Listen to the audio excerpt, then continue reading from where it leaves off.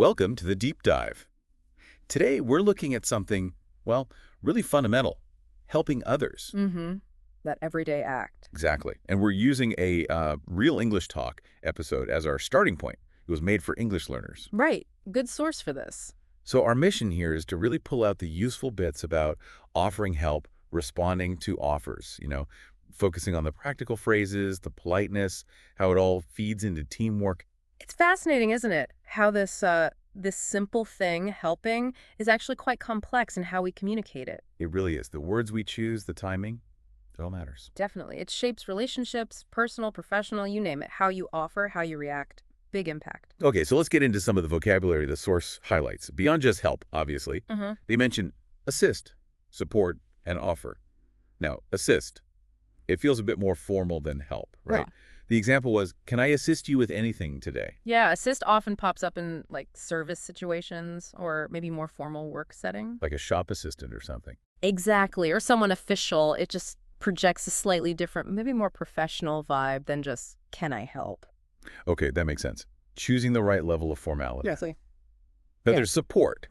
The source defines this as more than just a quick fix. It's help or encouragement, especially when things are tough. Right. Deeper. The example, she supported me when I was looking for a new job. As well. That feels ongoing. Spot on.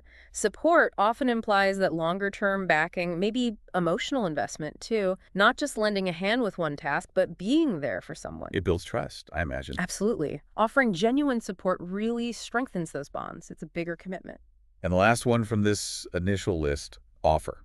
This is about making the first move, expressing willingness, like he offered to carry my bag. Yeah, the proactive part. It's about seeing a potential need and stepping forward before maybe even being asked. Which shows you're paying attention. Exactly. It shows attentiveness, willingness. It can really help create a more collaborative feel, whether at work or just, out and about. Okay, so the source then gives us this little dialogue, a snapshot between colleagues, Lena and Jake. Ah, the example conversation. Good to see it in action. So Lena starts, hey Jake, you look really busy. Do you need any help? Pretty standard opener, wouldn't you say? Very. And effective. She notices his situation first. You look busy, then makes the offer.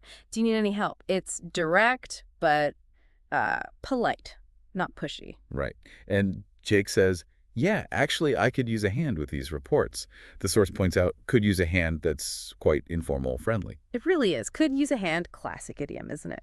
It means I need help, but sounds much softer, more collaborative, less blunt. I like that one. It feels natural. Definitely. Then Lena replies, no problem. I can work on the charts if you like. That no problem feels really positive, doesn't it? It does. Casual, reassuring.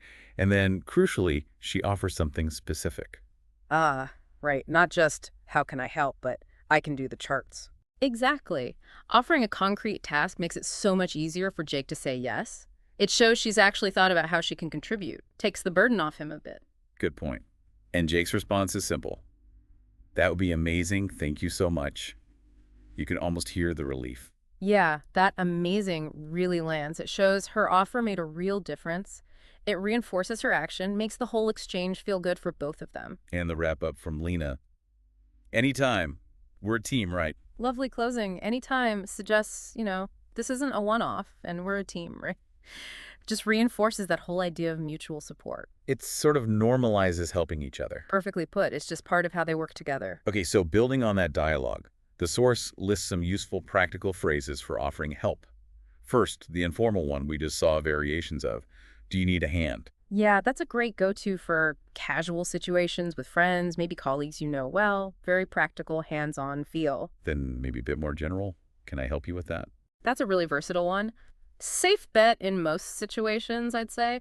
Polite, direct, works whether you know the person well or not. Okay, and the more formal option. Would you like some assistance? Brings back that word, assistance. Right. Good choice if you need to be a bit more professional, or maybe the setting is more formal, or there's a bit of distance between you and the other person. Then there's, let me know if you need anything. Yeah, This one feels different, more open-ended. exactly. It's less direct, puts the ball in their court. It offers support without being intrusive, acknowledges they might be okay now, but the offer stands. Keeps the door open. Precisely. And finally, the enthusiastic one. I'm happy to help. Yeah, that one conveys genuine willingness, positivity, That energy can make someone feel more comfortable accepting the help, I think. Okay, so that's offering help. What about receiving it? When someone offers us help, the source gives some polite responses. First, thanks, I really appreciate it. Can't go wrong with that one. It's sincere, clear. Adding really just gives it a bit more emphasis. Standard, but effective. Another option. That means a lot, thank you. This one feels like it emphasizes the impact. It does. It acknowledges not just the offer, but the thoughtfulness behind it.